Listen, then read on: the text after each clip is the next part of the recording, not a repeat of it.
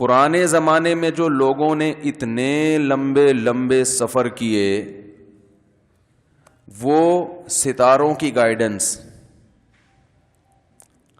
یہ بہت علم تھا پہلے لوگوں کا، ستاروں کا علم، وہ والا علم نہیں جو نجومیوں کے پاس ہوتا ہے، وہ الو بنانے کے علاوہ کچھ بھی نہیں کرتے۔ ستارے کیا کہتے ہیں؟ کچھ بھی نہیں کہتے ستارے۔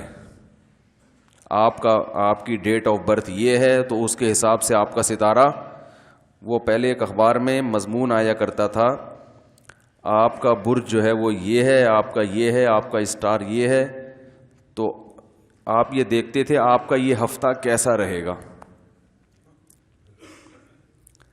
اس میں جو پیش گوئیاں تھیں نا، امکان، آپ کا سفر کا امکان ہے، تھوڑا سا بھاری رہے گا، عجیب سی فضول قسم کی، تاکہ پکڑائی میں نہ آئے۔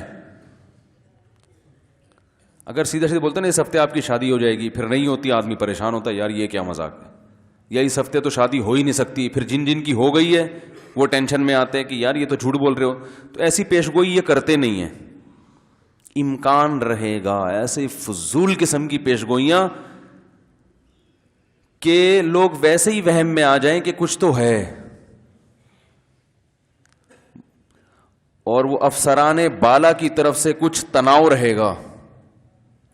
اب ہر آدمی کا کوئی نہ کوئی افسران بالا تو ہوتے ہی ہیں، کچھ نہ کچھ ٹینشن تو وہ، کوئی دنیا میں ایسا افسر دیکھا جو ٹینشن نہ دیتا ہو؟ تو کچھ تناؤ رہے گا، کچھ ریلیز، ٹھیک ہے نا، کچھ آپ کو وہ ٹینشن کم کرے گا۔ تو ظاہر ہے کبھی ٹینشن دے رہا ہوتا ہے، کبھی ٹینشن کم کر رہا ہوتا ہے۔ یہ چیزیں ناپی تو جا نہیں سکتی ہیں، فضول قسم کی بکواسات، اللہ بچائے۔ لوگ پڑھے ہوئے، ان میں بڑے بڑے پڑھے لکھے لوگ۔ ایک صاحب کہنے لگے یہ ہاتھوں کی لکیریں کیا کہتی ہیں؟ میں نے کہا ہاتھ جب انسان بند کرتا ہے نا، تو وہ جس اسٹائل میں بند کرے گا اسی اسٹائل میں لکیریں بن جاتی ہیں۔ بچہ ماں کے پیٹ میں مٹھی بند کر کے ہوتا ہے، تو اس لیے اس کے ہاتھ میں کیا پڑ جاتی ہیں؟ بولو نا بھائی، لکیریں۔ تو وہ کچھ بھی نہیں کہتی۔ وہ جب آپ ان کو دیکھ کے کچھ مستقبل کا پلان کر رہے ہوتے ہو تو وہ یہ کہہ رہی ہوتی ہیں کہ تم سے بڑا بے وقوف میں نے دنیا میں کوئی نہیں دیکھا۔ یہ ہاتھوں کی لکیروں کا پیغام ہے ہر احمق اور بے وقوف کے لیے کہ جو ان پہ غور کر رہا ہوتا ہے نا۔ بچپن میں ہمیں بچے کہتے تھے یوں ملاؤ، تو اگر یہ بے مکمل بن رہا ہے تو پھر تو رپورٹ صحیح ہے۔ میرا بے مکمل نہیں بن رہا، تھوڑی لکیریں دائیں بائیں جا رہی ہیں، وہ کہتے تھے ٹینشن ہے بھائی۔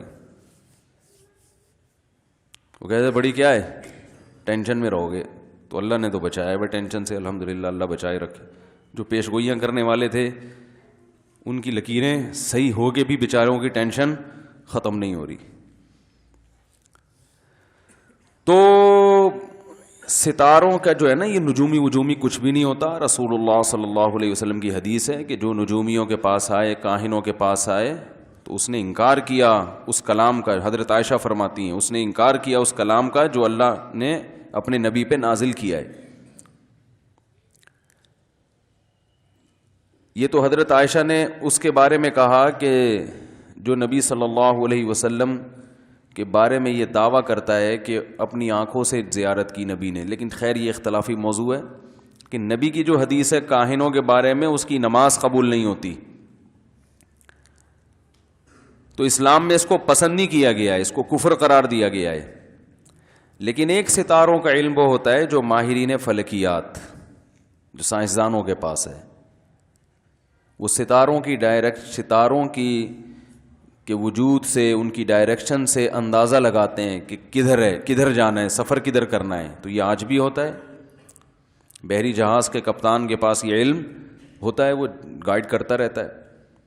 اب تو کیلکولیشن ہو گئی ہے، سب کچھ کمپیوٹرائز ہو گیا ہے، لیکن پہلے ایسا ہوتا تھا۔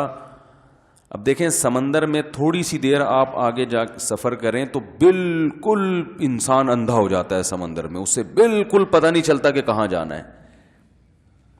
صحرا میں بھی ایسا ہی ہے، صحرا میں آپ نکلیں تو علامتیں ختم، اب نہیں پتا کہاں جانا ہے، ذرا سی ڈائریکشن آپ کی چینج ہوئی تو آپ کہیں کے کہیں نکل جاؤ گے۔